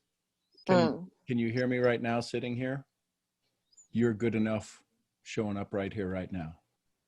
I don't need you to do physical therapy. I don't need you to do trading. I don't need you to like me anymore or any less. I need you to hear that this human being that's sitting right in front of me is good enough. This decision you're about to make has nothing to do with physical therapy or trading. It has nothing to do with that. It has everything to do with somebody actually validating you. And can I let you in on a little secret? Please. Either one you choose, even if you choose both, none of it is going to make any sense to you until you have a conversation to be whole where you're at. This has nothing to do with trading. It has nothing to do with physical therapy. This has everything to do with somebody saying you are good enough. And no matter what I tell you, there's an old story that's running inside of you from childhood that until that gets fixed, that gets addressed, that gets acknowledged, you may remember it, you may not remember it, but it is so wired into who you are. Every decision you make is hoping that somebody likes you a little bit more. That addition to approval, right? Yeah, it's a journey. So here's what I will offer. I know this is the first time we've spoken. Yes. If you would like to have a conversation to see if we can uncover that, you can ask some of the people on this call to see if it would be worth time to spend some time with me for us to see if we can't get to that core. Because if we can get to that core, then you can make decisions from that core going forward, as opposed to trying to pile it on something, trying to hide something. Right. Just being able to expose it. You know, it's been a journey of healing, you know, but it's been well, right now it's very, been a journey of Band-Aids. Yes. Right. Just trying to cover the wounds temporarily while trying to put And light that- onto the room. exactly. And that's all this decision that lies before you based upon a time frame. Right. Is just a bigger wound care. Hmm. So For do sure. you have a pen handy? Yes. I So have it. I'll give you my number. If you choose to use it, feel free. 469 Mhm. 834 834 9063. 9063. Perfect. 469-834-9063. That's it. Yes. And thank you so much, everyone in the comments too. This, as I said, is very important for me, not only seeing things from option A and option B, as Alia said, but, you know, really being able to operate from love for myself, you know, and being able to give that overflow to other people that I come across. So thank you, everyone.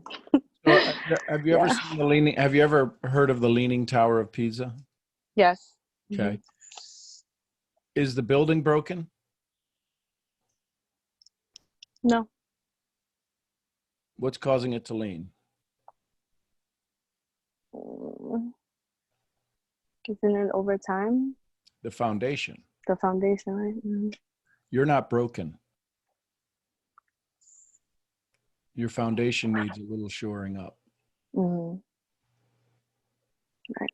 Nobody sees you as broken. Everybody sees you as perfect. If I were to show you without the horizon or without the ground and just a clear sky in the background, but if I were just to show you a picture of the building, would you ever know the building's leaning? That's you right now in this world. Right. Nobody knows your foundation has been shattered. Mm-hmm. You've become very good at disguising it. Right. I just Yeah. happen to know where to look. Mm-hmm. And that's exactly what I need. I am putting myself to be as coachable as possible because I know I need work. You Yes. know, I know I need But to heal. Yeah. But don't forget to give yourself credit for all that you've done to get here. Right. I'm also available, Karina. You can Yes. message me on Facebook if I can help. For sure. Yes, please, Bob. I'll just Bob Parks over on Facebook. Yep. Okay, perfect. Yeah, I will definitely reach out. This is probably the most pinnacle time of my life. I'm 25 years old, you know, and I just want to make sure that my foundation moving forward is healed Well, and is so- stable, you know, within myself. Well, So, yeah. here's how it's going to be stable. It's a very simple thing. Right. Misery or joy. Joy. And always choosing joy. Right. But it's a lot easier said than done because it Right. is so simple. So yeah, have a conversation. RBP, what do you hear? You know, she's speaking my language over here. Mm-hmm. So as soon as you started talking about physical therapy, Karina. By the Love way, Leo. East Texas girl, when you hear her speak, let me let you in on a little secret. 2 master's degree in cardiology. Yes. Hello, my love.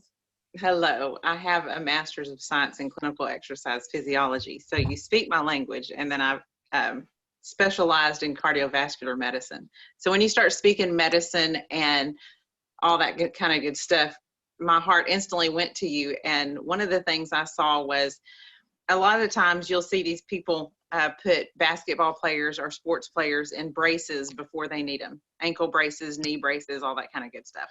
Right. And I understand that, but what do you do to the integrity of the joint when you do that? When When you're you putting the brace braces on and everything, you're not allowing it to, well, you're stabilizing it so that it doesn't Are get you? further injured though from the But are outside. you? Not really. That's what we're taught. Yeah. That's what we're taught. That's a lot of Yeah. what we're taught. But when you look at the biomechanics of human movement, and that's a class you've either already taken or you will take, I will take. Yeah. you'll see you've got to learn all this information, and you've obviously already had AMP1 and AMP2, Yeah. and then you probably had molecular biology or a few classes like that. Right. So you've done all this work, but then you've had this brace, so to speak, around you. And now you want to just throw this brace off and go running off into something that you've never even practiced. And the integrity of that joint is questionable at the moment because the strength of the ligaments and tendons have been supported by something their whole life. Right. That's exactly it. Yeah. So I would caution you in ripping that brace off and taking off running a marathon before you do any type of exercise. So be the same thing as, I'm just going to throw away this 1 in 600, only 85 got in. I'm going to throw that away and toss it aside. And the other reason I say that is there's a payoff in both. Money's not everything. Right. I made a lot of money in cardiovascular medicine. Money's not everything. Right. And the one thing that I loved more than anything when I was in that field is I loved when I did actually get to work with patients instead of doctors. And I was hands-on with physical therapy patients as well as cardiovascular patients. And they would scooch in, they would slide their little feet like they had slippers on. And they just slide into you. And you're like, oh, bless your little heart. And you would get them. And after about 3 weeks of loving on them and encouraging them and reminding them of who they were and that they can believe in themselves, 3 weeks later, they come walking in an actual gait, not slipping. And it makes your heart go, oh my gosh, I helped do that. Yes. It's the best feeling. I've witnessed it. Yeah. And then you think, I just made somebody's grandma walk to their soccer game. Right. I just made somebody's grandpa take a walk with them to see the ducks at the pond because of the work I put into them. Right. So I'm not saying one is greater than the other. I'm saying you've got experience in one and you're developing that, and you have the opportunity to change lives, but you have the opportunity in physical therapy also to go through this experience, trade on the side. Don't stop that. Trade on the side, and you will watch as you develop people. And as you develop people physically in their physical therapy, taking care of joints, taking care of ligaments and tendons and all that kind of good stuff, use that as training ground on how to teach people to come in and do something different with their life if they so are willing. Not everybody wants to do network marketing. Not everybody wants to have a side gig. But those that do, you will have a direct impact on changing their life forever. You will take them from scooching through life to stepping in life. Steps. Yes. You will build a network. It will be symbolic to everything in your life that you have to go through and what they will potentially be able to go through. So you need to exhale, and you need to realize anything that's worth having is worth working hard for. Right. And working hard has many different definitions. But look at your opportunity. Obviously, I'm very passionate about physical therapy and cardiovascular medicine, not necessarily the medicine part as much as I am the results of rehabilitation. Yeah. Yeah. So exhale for a minute and realize, and this is the other thing I wrote down. We're here in this industry to build people. Right. You find customers and you build leaders. So we're here to build people. The pursuit of anything else is futile. Right. Money, riches, wealth, fame, it's futile. It's building people. So go and build people. And right now you're building people might be in physical therapy while you learn how to build yourself so you can step into another industry and build there eventually. Right. Does that make sense how I'm saying that? For sure. No, it does make sense. I mean, I'm so thankful I walked through the programs that I walked through. They all have different outcomes. It's a roller coaster of a story. Yes. I mean, it's one of those keep your hands and arms and feet in the cabin at all times. My story is crazy, but it was so worth it. And so the other thing you'll have a chance to do is once you are in that environment, you may come across people that are desperately searching on how to supplement their income or how to get out of, the subway, so to speak, and get up on the surface. Right. And you will have successfully navigated into the subway, grabbed a hand and said, I can't walk the steps for you, but I'll show you what steps to walk. What street are you trying to get to? Well, I'm trying to get this. Oh, I know that street. Yes. I work on that street too. Let me show you how to get there.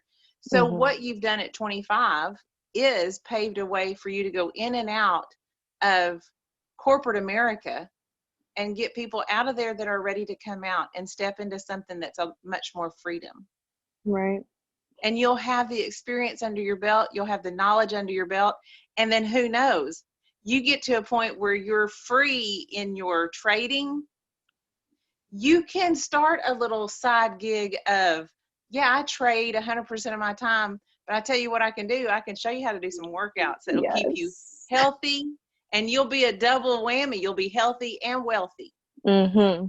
And you'll Right. have the certification to back it up. The reason Sean can talk to you about addiction to approval is he's certified in that. So he had to, at some point in time, take some time and dedicate to that. So you know in your heart the right answer, and you know in your heart what you're supposed to do. You need to know that, like what Sean said, if they don't take credit for your failures, they don't get credit for your wins. So if they ain't ready to walk beside you in both, their opinion does not matter. And the last person I checked that will only stick around for all your failures and all your successes is you. Yes. That's right.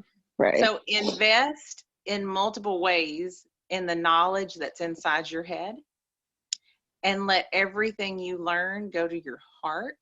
And every time you think of the origin and the insertions of the muscles and the tendons and the bones and the integrity of those joints, let it filter over into your life of personal relationships. Right. And understand where that person originated from. Understand when something inserted it in themselves or itself into their life. Understand the outcome of where it goes and how that muscle moves both of those joints in a personal perspective, not just a body structure perspective. Right. And you will see a beautiful love story between people's emotions and feelings and thoughts and how their body and the integrity of their joints work. Because if that piriformis is tight and squeezed, they don't have full range of motion in their hips and their legs. Severe back pain. Exactly. So it's the same thing. So you're gonna get the chance to have a double whammy. And as you go, I would love to hear the symbolisms and the thoughts that come to you as you go through this, because you've got biomechanics of human movement coming up, and that's my favorite class in the world. And the muscular skeletal system is the favorite. That's my favorite. And I would love to see what comes out of your mind and out of your thoughts. But exhale. Right. Inhale and exhale. We get we can't remove lactic acid without oxygen. That's true. I need to breathe. You have got to breathe to get rid of the pain. You're right. And you know what you need to do. And if I suggested anything, I would say that phone number you wrote down is flipping gold. Yes. And if he said to call him for a one-on-one about addiction to approval and you don't, I quite possibly will hunt you down and strangle you myself. Please because that's an amazing opportunity. Yes. No, you're 100% right. I hope that sits with you. And if there's anything I can do to help you with your physical therapy training, let me know. I've got some good books. I've helped quite a few through physical therapy school. You can talk to me as well if you want. For sure. Thank you so much. Seriously, I've been crying because I have both of these opportunities. They're both life-changing, and I need some guidance because this is my first, I'm the only one in my family doing something like this. I'm the only one in probably a lot of other areas in both trading and physical therapy that's being exposed to something at my age. And that can really change not only my life, but generations to come, you know? So that's why I'm like putting everything into perspective, and it's a lot. So I'm definitely Well, and taking everything in. at 25, one of the hardest things you'll ever do at 25 years old is to make a decision that your parents don't necessarily support you in. Right. And that moment where you stand on your own 2 feet and no one necessarily supports you, that's one of the scariest moments you'll ever deal with. But it's time for you to have that moment. Right. And it's time for you to realize your legs are strong, your joints are integrous, Mm-hmm. and you can stand there in strength and in courage as a woman, Right. strong woman, and Yes. you got this. And you've got Mm. all the resources you need around you. God keeps bringing you more resources, Amen. and that's all you need. Right. So I'll put my IG in the chat, and you can reach out to me. Will And do. if I can help you with anything, I'll be more than happy to. Thank you so much. I love you. I love you, all. girl. I love everyone on here. This has been an amazing community. I'm just so blessed. I thank God for y'all. I'm just Amen. incredibly blessed, grateful. Thank you. Yeah. Mm. Thanks for And let me showing up screenshot today. that. Of course. Well, there you go. Breathe, breathe, breathe. Okay. Yes, Sean. Thanks for having the courage to ask the question. Yes. Thank you. Thank you. And thank you for all of your value and everything that you're doing to commit to building everyone on this team, on this community. So I'm only good at a couple of things. all right, guys. Glad you're here. There you Thank go, you. folks. Another amazing Misfit day. I'm Sean Murphy, founder of Mental Profits. We'll see y'all where? At the next event. Y'all send some love to each other. Love y'all. Have a great day. Love you, my Love you Misfit guys. family. Everyone have a joyous, blessed day. I love you I all. love you guys. Have a great day. Love you guys. Have a good day. Love y'all. Love y'all. Wow, wow, Y'all. wow. What a call.